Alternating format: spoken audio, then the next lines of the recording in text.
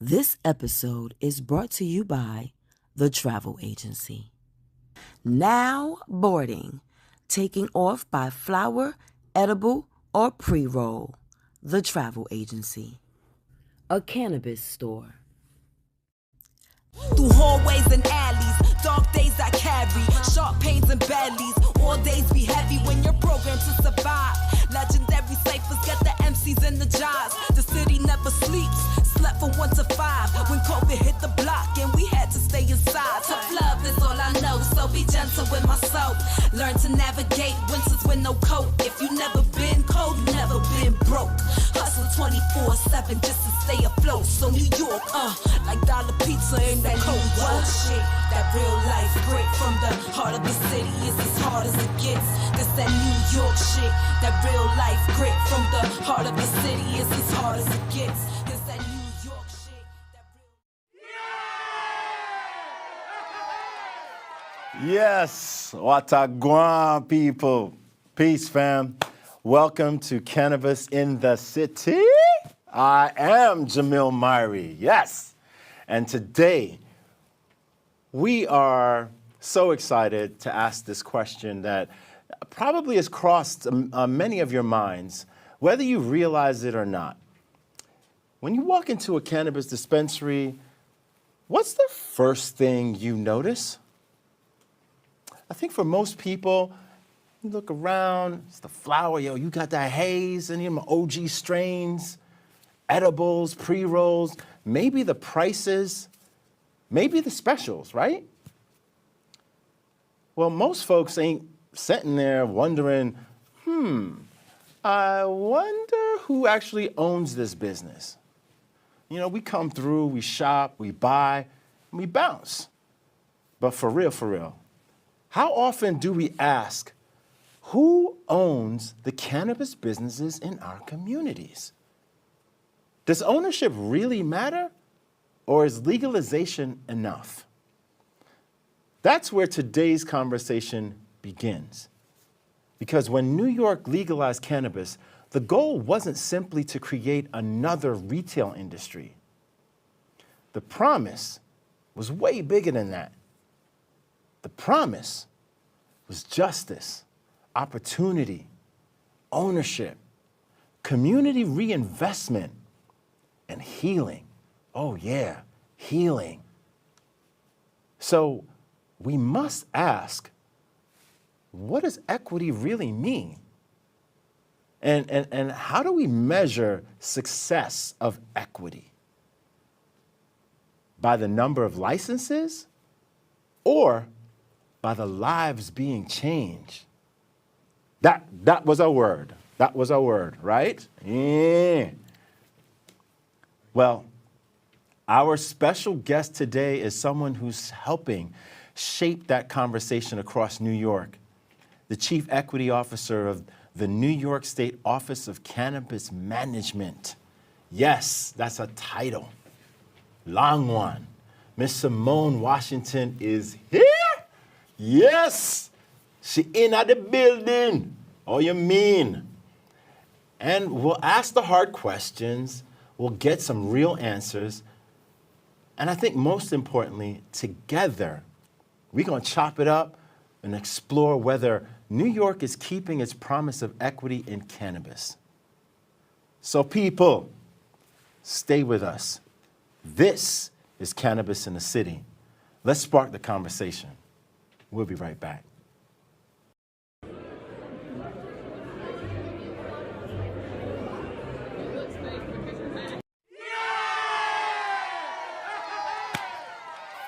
Mi gente, familia. Welcome to a very special edition of Let's Talk Cannabis. I'm your host, Jamil Myrie. Today, we're stepping back from headlines, from politics, from social media. When New York legalized cannabis, what exactly did we promise? Legalization was never about creating a new industry. It was about creating a different one committed to repairing harm, designed to create opportunity for people and communities that had carried the burden of prohibition for generations, right? That promise became the foundation of New York's Marijuana Regulation and Taxation Act. So today, we ask the question, how are we doing on keeping that promise? How close are we to fulfilling it? Too often, legalization is measured by the number of dispensaries that open or the amount of tax revenue collected. If legalization promised equity, then has legalization produced the outcomes New Yorkers were promised? Well, I don't got the answers, but to help us do this, I am so honored to be joined by someone who has been deeply involved in shaping New York's approach to social and economic equity. Our guest today has one of the most challenging jobs in New York government, I believe, helping translate the promise of equity into practical policy. Her work requires balancing law, community expectations, business realities, and the long-term vision of creating one of the nation's most equitable cannabis markets. Ooh! So y'all, please join me in giving a very warm welcome to the indefatigable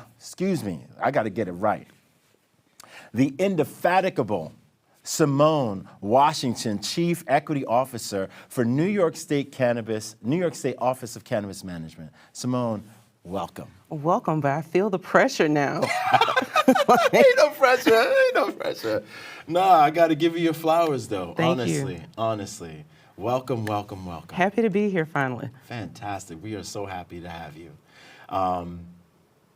We are here. Yeah. We are here. And you are, as Miss said, you're in the building, right? And I am just so super excited to be with you and give thanks. Well, thank you. Thanks. Yeah.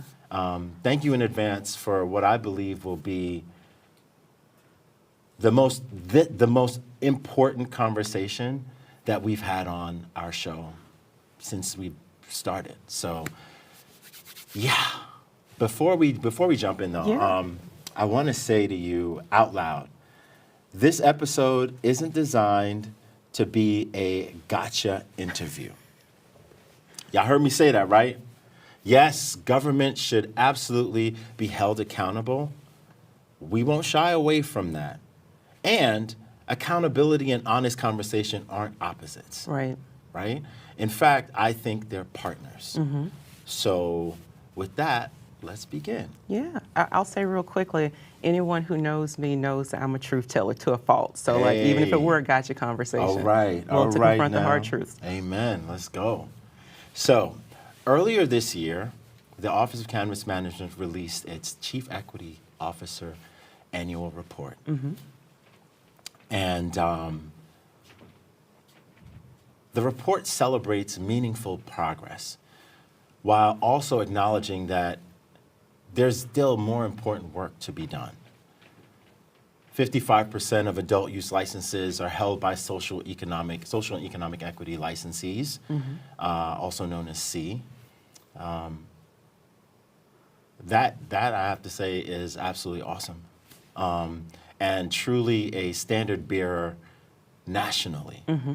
And I know what the landscape looks like nationally, and New York really stepped out and did its thing on that. You wrote something in your report that really jumped out at me.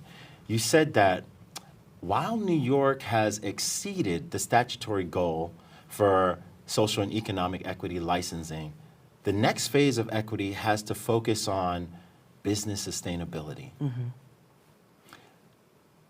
That struck me, because it's almost as if you were saying getting someone through the front door is no longer enough. Am I reading that right? Exactly. As a matter of fact, when I was confirmed for this role and I gave my opening remarks, I made it very clear that we were no longer just looking at the outputs, right? We're now asking the so what question. You have a license, so what? The community reinvestment dollars has gone out the door, so what? What has fundamentally shifted as a result of us doing this work that we've lauded ourselves for? And so part of my charge as Chief Equity Officer is to constantly ask the so what question. What are the outcomes we're chasing with this? I think that's a really profound shift, to be honest. For the first few years, the equity conversation, it centered so heavily on licenses. And now it sounds like the conversation is becoming, what happens after someone receives a license? Yeah, definitely. One of the first things I did stepping into this role was to go out and talk to licensees. I wanted to understand, you got a license, like, is your store thriving? Are you making a profit? Are you actually living up to this promise of generational wealth? And what we found overwhelmingly is that across the board, all these stores are faring differently. We have people who have found some success in being able to start their business and generate a profit. And then you have the other end of the spectrum where people are literally holding a license and are inoperable. And so, again, it just kind of begged the question, beyond giving someone a license, what else as an agency are we beholden to the public to do to make sure this industry sustains itself? Yes. Yeah, this is going to be so good, y'all. Oh, this is so good. I'm just trying to hold my excitement. This is really great. I've been waiting for this conversation for a really long time, just because I feel like I've been saying a lot of certain things, and a lot of it has been, I'm also a very sobering speaker out there in the streets, and I think it was oftentimes, I think, met with, I don't know, I don't really like what he's saying, but it's not an easy business. No. This is not an easy business, and it's not a golden lottery ticket that you get the license and your life changes. Right? That's the beginning. But let's dig in a bit. Now I want to talk about getting into the market, because that's where, like, a lot of focus has been, and I really want to be intentional about talking about surviving and thriving. Once you're already there. All right, so let's begin with something that I think deserves, first and foremost, recognition. One of the things I really appreciated most about your report is it doesn't stop at saying, we exceeded the statutory goal. That's where I think a lot of states stop, right? The goal was set, and we showed the number to be greater than the goal. It actually almost says, that was the beginning, not the end. And so that really feels like a different philosophy. It is. It is. Not to bash government, because it serves a purpose. We ain't doing that. It's very output driven, right? Again, the number of licenses, the number of programs. And I think what we're ushering in as an agency, and specifically with the social and economic equity team, again, is being able to say, now that you have this license, what else do you need to make sure that you're successful? Is there certain technical assistance? Is there certain access to capital? And so now we're really trying to unpack or pull back the layers of the onion and say, how do we make sure that you're able to stand up and remain standing? Yeah, and so it's different. We're moving from outputs to outcomes. I love it. I'm not going to hold you, but that sentence is dropping a hard rock gem that I think a lot of folks may miss. So I got to call it out. I think many New Yorkers still believe if someone earns a license, they made it. They got a golden ticket. But your report reveals what I like to call a truth pill. Damn. Earning a license is actually where the hardest work begins. The hardest. Anything you might want to elaborate on that? Are you in alignment with that, or does it align? The clock starts ticking once you get the license, the clock right? starts ticking. Every day that you remain inoperable, that's money lost. Every day that stuff sits on your shelf, that's money lost. And so it becomes, again, a race against the clock to make sure that you're able to maintain in this industry. And so to your point, that license just starts the clock. And again, as an agency, we're now recognizing that, and we want to be able to help people be able to keep up with that clock, right? You have a statistic that illustrates this reality, and your report notes that retail licensees take on average 214 days from licensure to opening. Yeah. And that's longer than any other operators. Yes. That's more than 7 months, right? During which rent is due, payroll may begin, build-out costs continue, interest accumulates. Right. As you said, the clock has started and it keeps ticking. Mm-hmm. I like to say the meter is running. Mm-hmm. It ain't stop. You remember back in the day when they get in the taxi yes. cab and they turn the meter on and it was you can hear it running. Yep. The meter is running. You know, what does that tell us? Is that primarily a capital challenge, a regulatory challenge, or both? It tells us a lot. So it's sandwiched in between two other statistics, right? We're looking at our medical industry, which we call our registered organizations, and they were the speediest to get their doors open. And then there's CARD. And what we found with CARD is that we put together a litany of programs and technical assistance and supports that help them to elevate and escalate quickly. We've not necessarily done the same thing for our C licensees. And so I think it's a lack of technical assistance support, which is outlined in the MRTA, and we still have to get that up and going. I do think that there is a serious lack of access to capital, and that's not just endemic to New York State, that's across the industry. And then the other piece is, to your point, it is regulatory. One of the things that I've spent time doing in concert with our leadership team this last few months is really looking at our regulations and trying to figure out where are there unnecessary burdens and barriers that are creating the numbers that you're talking about. And so we're really, again, just trying to disaggregate all the information that are in the regulations, listen to licensees about their lived experience, and say, where can we remove some of the challenges that we've created as an agency? There's a lot about challenges.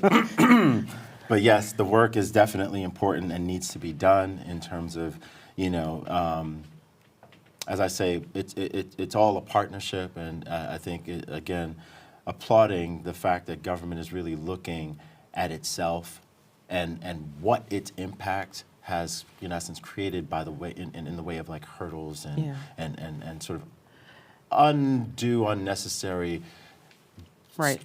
just stress, duress, impediments.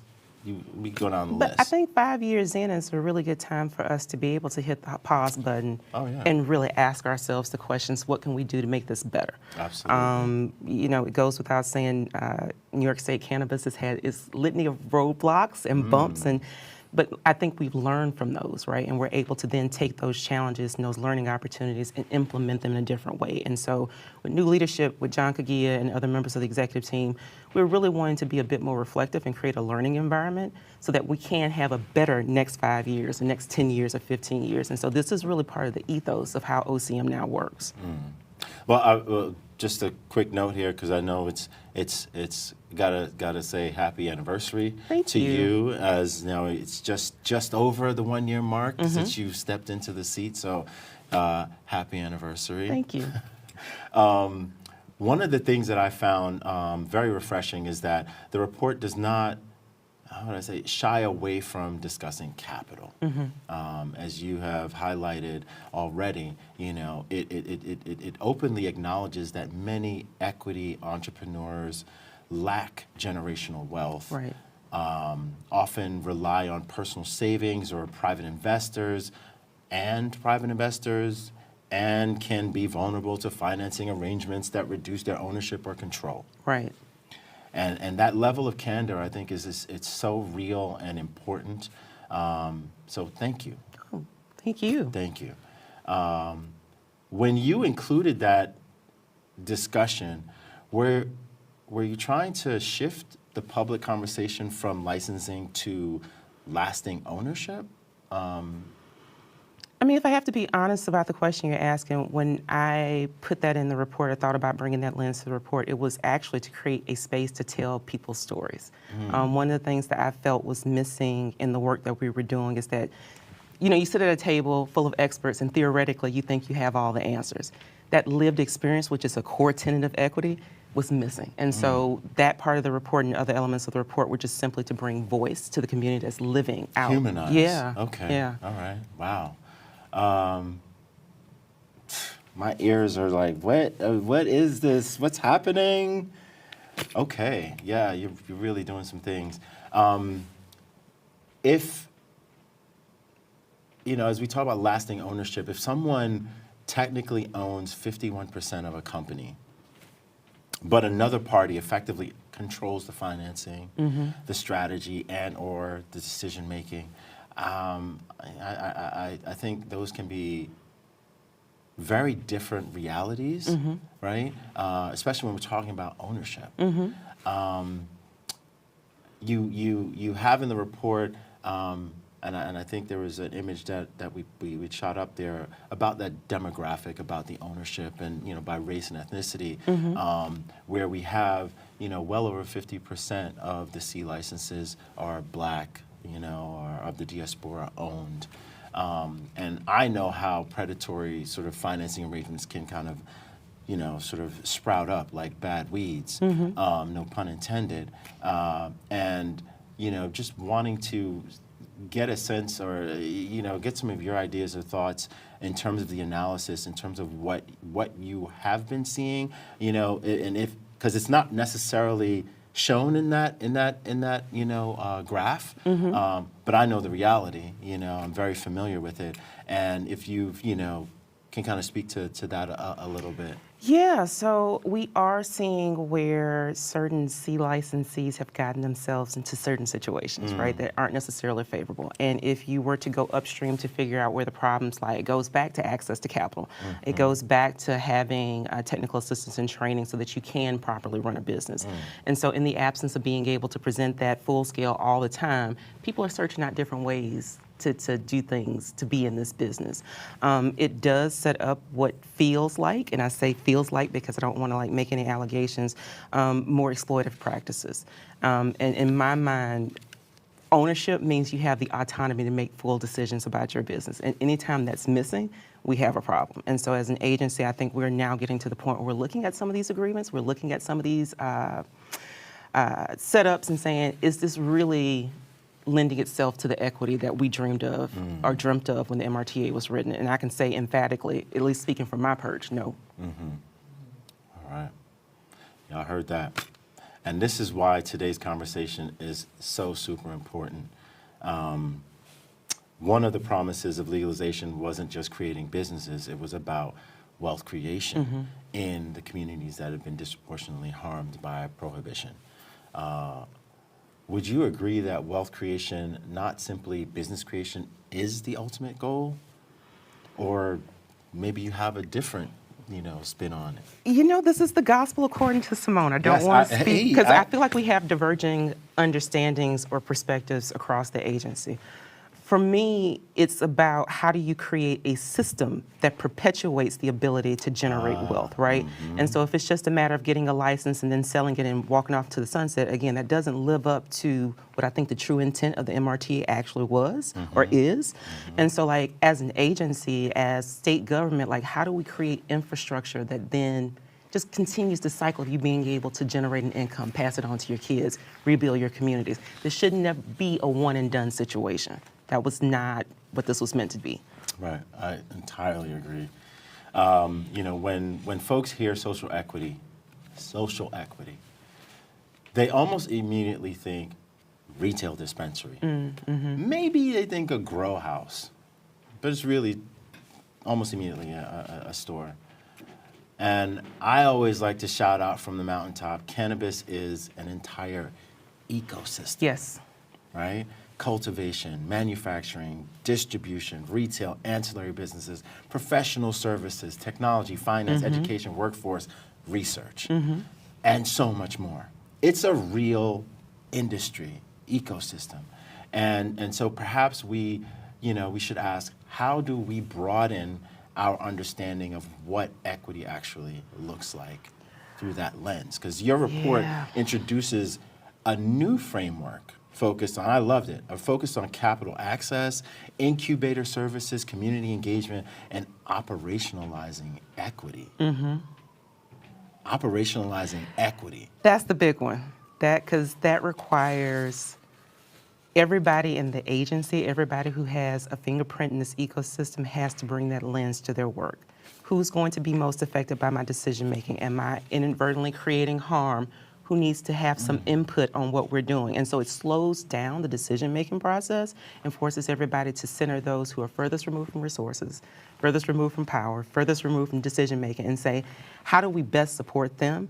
And not create set-aside programs, but take them as almost like the canaries in the coal mine. How do we need to change the structure of the industry? And so it's a heavy lift, and it requires a behavioral shift. Woo! Yeah, it would seem that OCM, would it be fair, and this is the gospel according to Miss Simone, yeah. right? If you're bad. It would seem that OCM is moving beyond simply regulating a market to trying to help build an ecosystem. In my opinion, again, reading the MRTA, that's what it was always designed to do, right? Okay. If we're just simply regulators, we're doing business as usual. And when I took this job, I heard from everybody in the agency, this is not government as usual. And so it means that we have to be in right relationship with everybody who's affected by our decision making. And I think another element that we don't speak enough about is the culture of cannabis, right? You don't make decisions that seem, good for big business or good theoretically. There was a culture that existed before we legalized this. And so again, how do you honor what was there before in your decision making? And so it's forcing us to radically think about how we engage differently. Wow. Ecosystem.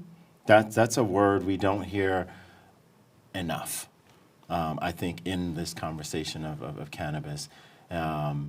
Where we have businesses, educators, workforce partners, legal service partners and providers, community organizations, lenders, investors, and government. Yeah. And every part, to actually echo what you just said, every part depends on every other part. Exactly.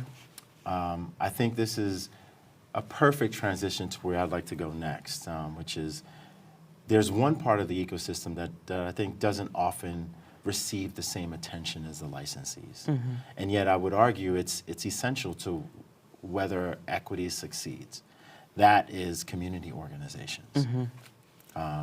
Organizations that host expungement clinics, helping people navigate re-entry, organizations connecting residents to jobs, offering workforce development, educating neighborhoods, organizations preparing future entrepreneurs long before they even ever apply for a license. These organizations have been doing this work long before legalization. Many are still doing it today, and that's why I'd like to ask about, something very specific. The MRTA didn't just authorize cannabis licenses. To your point, the gospel according to Ms. Simone, it also envisioned community reinvestment. It contemplated support for workforce development, job placement, legal services addressing barriers to entry, including assistance with vacating cannabis convictions and other community-based efforts. Those were not afterthoughts. They were part of the original intent and vision. When you think about where New York is today, do you believe we're invested in the organizations carrying out that work with the same intentionality that we're investing in building the regulated marketplace? I will preface my answer by saying that OCM has been given a very large remit, right? We have so many things that we cover within an agency. And, in the Walgreens world, the corner of happiness and health, we would be in partnership with other agencies to deliver or carry out the mission of the MRTA. That's not necessarily been the reality. And so we've had to figure out how to prioritize the work to stabilize the market, to keep the market going. The result of that is, to your point, we focused on business and economic development and not necessarily thought about the community economic development aspects of it. But with coming onto this role, having a background in community economic development, I've been proselytizing, we can't do this alone. If there are organizations, and I've spoken to your if there are organizations that are out there doing the good work, why not lift them up? You become extensions of the mission that we're supposed to carry out. And so to date, I would say that it's been a thought in our minds, and we've not necessarily delivered on that as of yet, but it is a priority of the social and economic equity team to make sure those community-based organizations are prioritized. Okay. I like to hear that we're definitely in the conversation, and the conversation is being had. I know that funding is a major source. You did your technical assistance and incubator survey, and just within that, population, what came out of it was funding. We need capacity was the overwhelming answer. It wasn't ideas, it wasn't more passion, it was money. And so there's, and you can probably speak to it a little bit much more technically than I, another $15 million in the Community Reinvestment Fund. Is there, along with sort of what you're sharing in terms of how to lift up some of these organizations, is there a plan for what that might look like, if you can speak anything about that? But I do want to share with the audience so that they don't conflate the two bodies of work. So the Community Reinvestment Grants Fund is a certain unit within OCM, where the Social and Economic Equity Team is another unit. So those are two separate pots of money. Got it. I think with the CGRF, that is a very clear mandate to support those community-based organizations, and they've laid out a schema to do that. For us, it's asking the question, what community-based organizations, again, are providing that technical assistance, know the connections, can serve as, again, thought partners and input partners in how we design programming. That's a separate conversation. Okay. And to be quite honest with you, and I feel like I can say this because I've been saying this, there's not enough money in that pot to do what you're talking about. And so part of the charge for myself in coming to this role is asking the question, where are the rest of the social and economic equity dollars to support this work? Ooh. We're gonna have to get you back on, because there's so much to dig in, and I think let me ask you something that may be a little uncomfortable, but I think it's important. Okay. All right. Not because it's critical, but because it's honest. If an organization has spent years hosting expungement clinics, helping returning citizens, preparing people, to sort of get back into the workplace, has New York begun to realize the vision of community reinvestment? Or does that suggest, I don't know, that there's still more important work to be done? I think that there's still more important work to be done. And again, to give the agency some grace, we've been flying the plane as we've been building it. And so there's still a lot of lessons learned, a lot of strategies yet to be developed based on our interactions with our licensees, with our community-based organizations. And so we're getting there.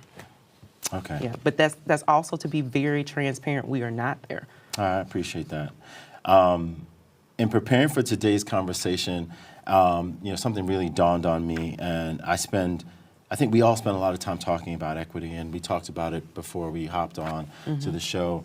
The goals and the objectives of social equity.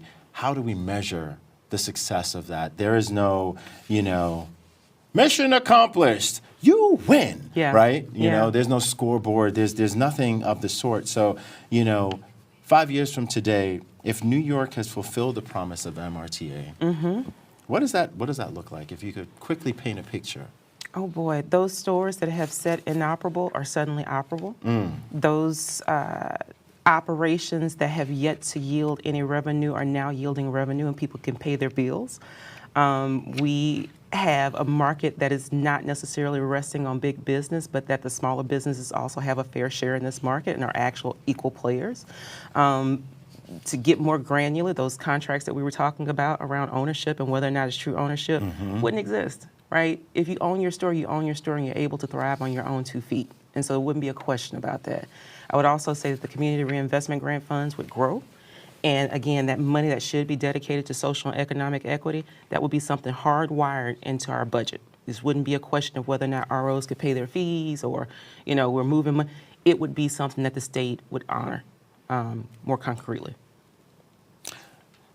So a one-word answer. Yeah. One-word answer. What's the one thing industry needs to do better in New York? The gospel according to Miss Simone. Yeah. Collaborate. Collaborate. What's the one thing community organizations need to do better? I know you said a one-word answer, but it's going to take two to It answer. could be a little sentence. It'll be all right. Be more vocal. Be more vocal. Loud? Loud. Okay. Unabashedly loud. Okay. Yeah, I'd like to end Yeah. where we began, because I know we're coming up on time here. When New York legalized cannabis, not just to create businesses and regulate a market, but to repair harm, create opportunity, expand ownership, reinvest in communities, and restore trust. When future generations look back on this moment, what do you hope they'll say about how New York chose to define equity? I would hope that people would look back and say that we were ambitious. We didn't let pragmatism, we didn't let what we thought was feasible define how we approached equity, that we tried, we went into every nook, every cranny, tried everything to make sure that, again, those who were central to that promise are actually being able to live that out. Thank you so much. And I'm dead serious, like, this is too short. We got to have you back, and I'm not just saying that to say it, like, for real, for real. Wow, thank you so much for joining us. Thank you. This was, and I gotta say, thank you for being open to just an honest conversation. Like I said, it wasn't a gotcha thing, because we got to do it together. It's an Right. ecosystem, right? And I appreciate you for this conversation about justice, economic development, community, and healing, right? We didn't talk enough about the healing piece. That's what I was like, we got to get back. This conversation was never about deciding whether New York has succeeded or failed. I think that part's too easy for people to jump to. It was about asking better questions, because better questions produce better policy. And better policy creates stronger communities. Every generation inherits an opportunity to become known for something. New York chose to become known for trying to build the most equitable cannabis market in America. That, mi gente, is an extraordinary goal. Goals like that deserve honest conversation. They deserve accountability. They deserve patience. They deserve courage. But most importantly, they deserve participation. Loud participation. And let me tell you something. Equity ain't something government gives you. It's something we build together. One neighborhood, one entrepreneur, one worker, one family, one community at a time. If we stay committed to that work, then maybe, just maybe, years from now, people won't simply remember when cannabis became legal. They'll remember when New York chose to make justice a part of legalization. And maybe that is the real promise worth keeping. Thank you so much, and stay tuned for more Cannabis in the City.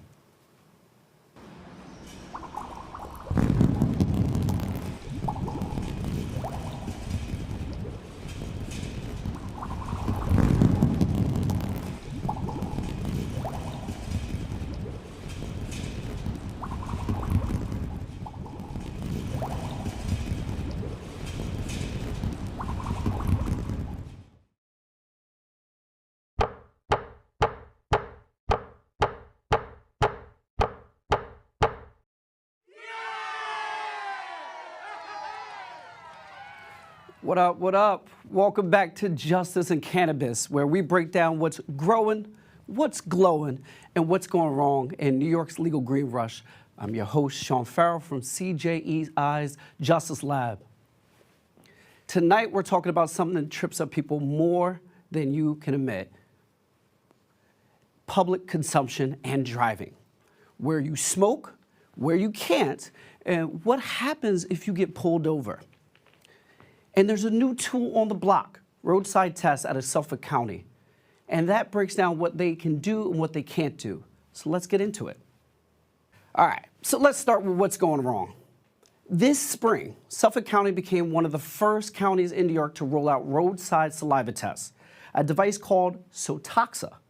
It's a handheld device with a mouth swab. It takes about 5 minutes.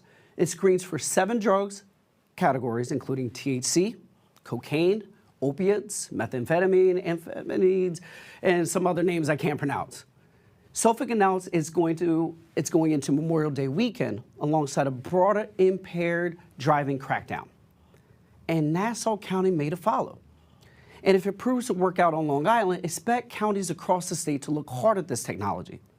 So the question becomes pretty obvious. Is a positive swab a conviction? And the answer is no. That's the key point. Even the manufacturer Abbott makes clear that the device detects the presence of drugs, not impairment. It simply reports positive or negative result based on a set threshold. For THC, that's 25 nanograms, mad small, right? Roughly the size of a few cells in your body. That doesn't tell you how much was present, and it certainly doesn't tell you whether the person was impaired or when they even smoked or consumed. And prosecutors have been candid about it, what it's actually for. See, in New York, the people generally must identify which drug is involved to prosecute a driving while ability impaired case. Suffolk's own leadership framed the device as solving that identification problem. Is it marijuana? Is it opioids? Not as proof of impairment. So the impairment case still has to be built the traditional way. Observations, field sobriety tests, DRE evaluations, AKA drug recognition expert evaluations. What a mouthful. The swab is one more layer. It's a totality of the circumstances case, not a per se case. And every leg of it can be challenged. Presence versus impairment is the whole ballgame, especially with THC, which can linger in the body well after any psychoactive effect is gone. So, now that we covered that, let's cover what's growing. And honestly, it's confusion and enforcement. The number of people being stopped and tested is going up, right? 85% of all arrests during traffic stops are black and brown, even though 22% and 24% of us are actual driving population. And the problem is most people don't know their rights. They don't know what that test, the Sotoxa, actually proves. They don't know that a positive swab isn't a conviction. And we get questions about this all the time. People are scared. They hear about the roadside test and they think, well, if I get a positive test, I'm going to jail. That's not the law, but the fear is real. And that's what's growing. The gap between what people think the law is and what it actually is, that gap is dangerous because you don't know what your rights are. You can't protect them. You can't protect yourself. You can't protect your neck. So what's growing is the need for education. People need to know what the swab can and can't do.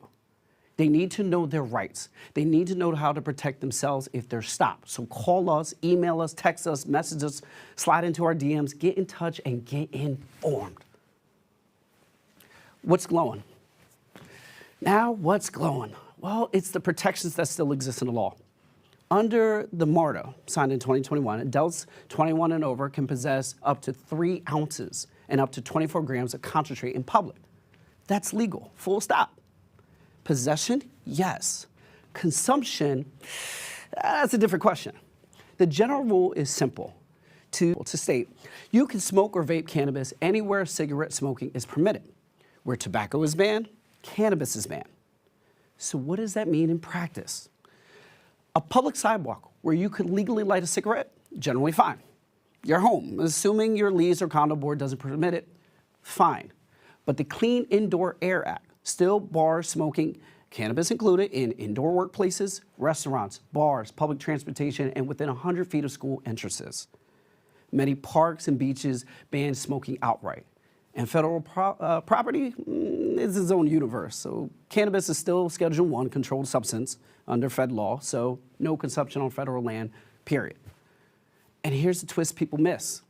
There are places where you can smoke a cigarette, but you can't smoke cannabis. The Clean Indoor Act carves out those specifically private cars, outdoor areas of restaurants, cigar bars, tobacco retail settings. Tobacco is allowed, cannabis prohibited. So let's pop the hood for a second, because that's where most of these cases actually start. Smoking or vaping cannabis in a vehicle is illegal anywhere in New York.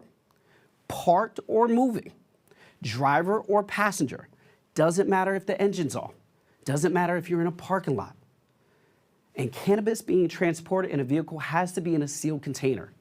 An open package in the passenger compartment is itself a violation before we ever get to impairment.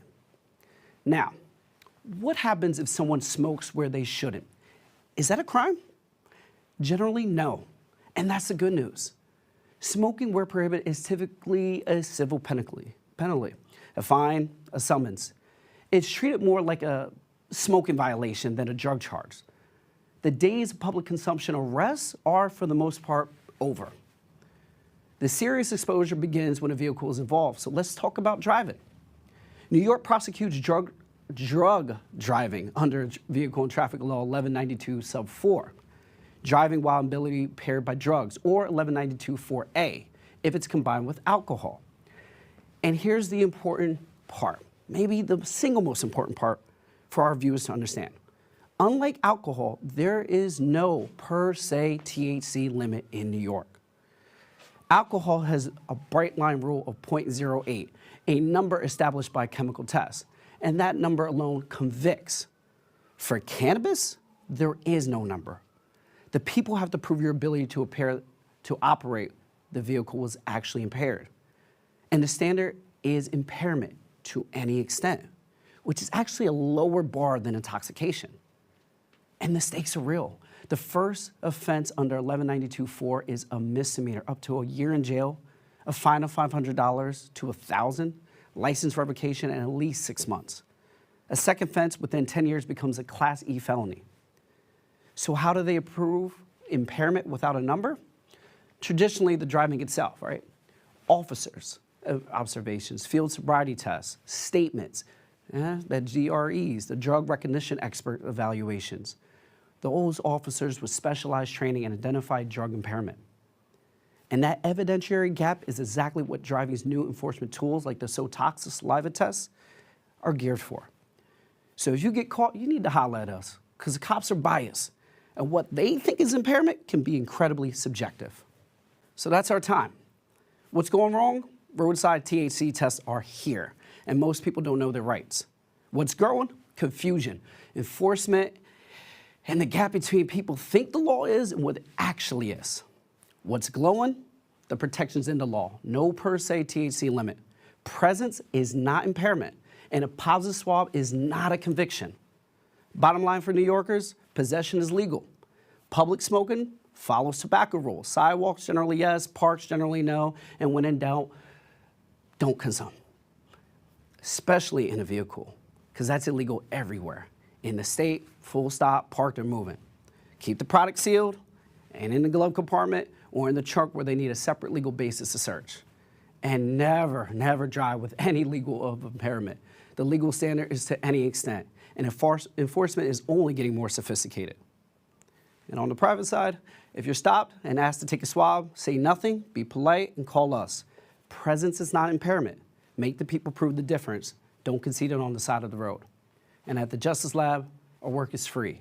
If you know someone who has a conviction, cannabis or otherwise, reach out. We'll clear your record, secure your certificates, and help you navigate the system. Know your rights, know the law, and if the system comes for you, give us a call. This is Sean Farrow. Together, we're sparking change. Did you know that in New York, it's illegal to drive after smoking weed? Many believe recreational cannabis is a free pass, but that's not true. Even if you only have a little green in your system, you can be pulled over and face serious charges. And it gets worse. If someone is smoking in your car, you can still get a ticket, even if you weren't the one lighting up. Police are cracking down on impaired driving to keep roads safe. So if you enjoy cannabis, remember, never drive high. It's not just dangerous, it's illegal. Your rights are important, but so are your responsibilities. Always opt for a sober ride or use designated drivers. Knowledge is power, especially with the laws changing all the time. Stay informed, stay safe, and drive responsibly in the city that never sleeps. Comic Books for Justice was funded to do what many think is impossible: transform lives behind bars with comics, receiving the Community Leaders Grant from Citizens Committee for New York City. We will place 10,000 comics in correctional facilities across New York State through our Turning the Page initiative. In partnership with SUNY and Hudson Link for Higher Education in Prison, comics drive literacy, hope, and real change. And we're just getting started. Next up, Comics in the City, bringing this power to youth across NYC. Want to fuel this movement? Become one of our 100 super friends. Donate now. Visit cb4j.org and help us turn the page on justice. From handcuffs to paychecks, NYC's $3.5 billion cannabis industry needs you. while 94% of marijuana arrests hit people of color, The legal market is booming with over 60,000 jobs coming online. That's where Cannabis in the City comes in. we're bringing you real talk Real stories, and real justice from the front lines of New York's cannabis transformation. from Let's Talk Cannabis to our Corner Boys segments. We're breaking down the scene with truth, tools, and community. Watch justice-impacted New Yorkers turn their lived experience into career opportunities. Subscribe to Cannabis in the City on YouTube. Why are there not more people talking about cannabis in New York?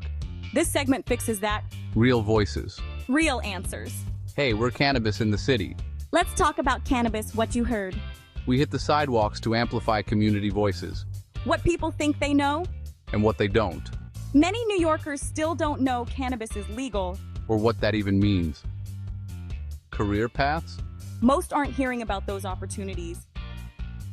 Safe use The truth about legalization. are missing from way too many chats. Subscribe to Cannabis in the City on YouTube. Listen on all podcast platforms. Support CJEI. Donate, share, stay informed.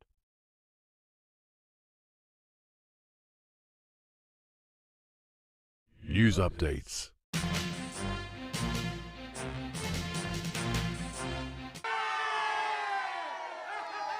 Yes, welcome back. This is Community News, and I'm Jamil Myrie.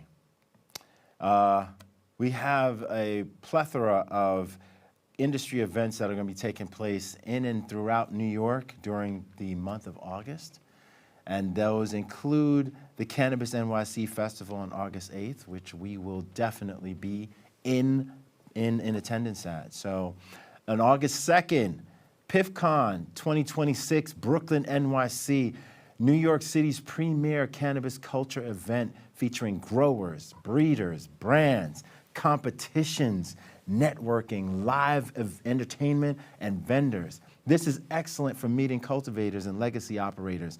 Those are the cats who are actually growing the cannabis flower that you are experiencing, at the stores in and about New York. So come check them out. August 8th, 2026, Cannabis NYC, second annual New York City Cannabis Festival and Resource Fair. This is going to be at the State Building, Adam Clayton Powell Jr. State Office Building in Harlem, USA.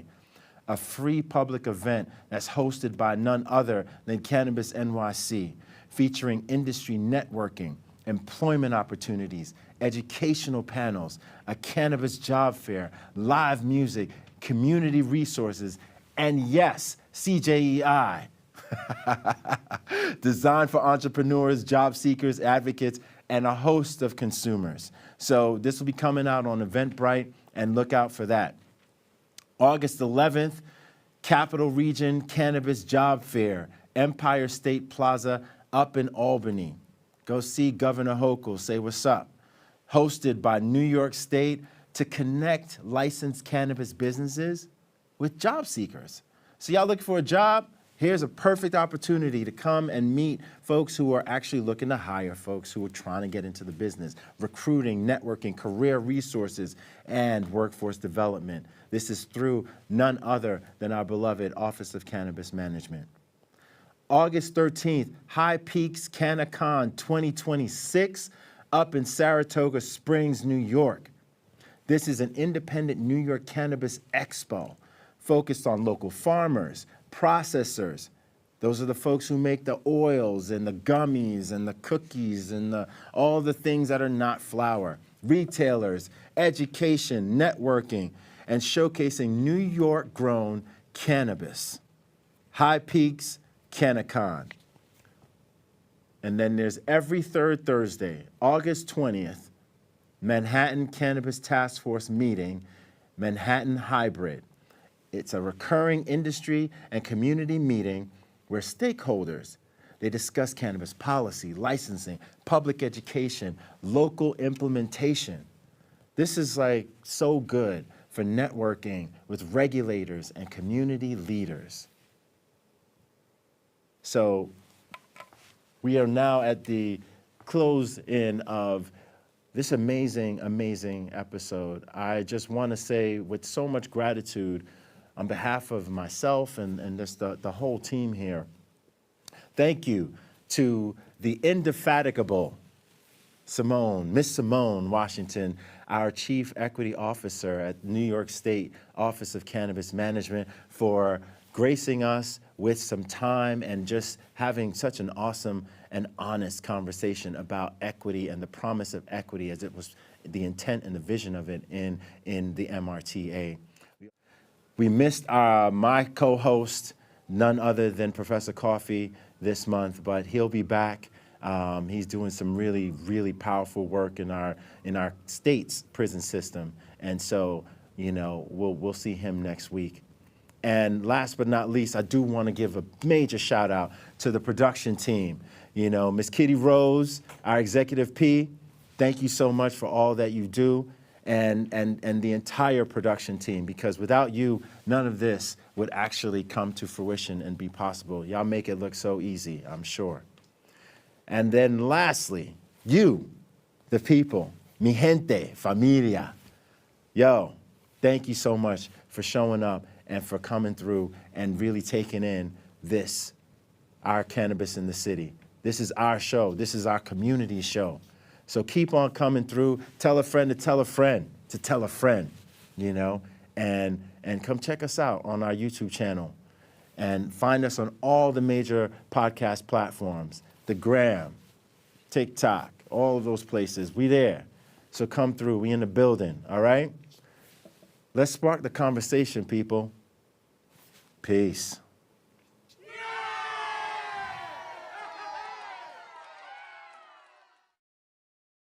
Through hallways and alleys, dark days I carry, sharp pains and bellies. All days be heavy when you're programmed to survive. Legendary ciphers get the MCs in the jars. The city never sleeps, slept from 1 to 5. When COVID hit the block and we had to stay inside. Tough love is all I know, so be gentle with my soul. Learn to navigate winters with no coat. If you never been cold, you never been broke. Hustle 24/7 just to stay afloat. So New York, like dollar pizza in the cold. York shit, that real life grit from the heart of the city is as hard as it gets. This that New York shit, that real life grit from the heart of the city is as hard as it gets. This that New York shit, that real life.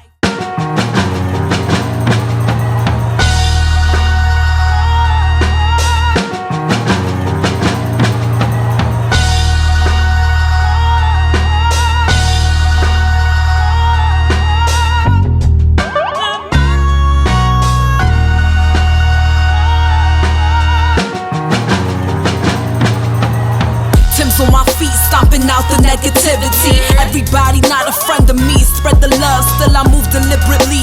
Bully face on, but the smile be heavenly.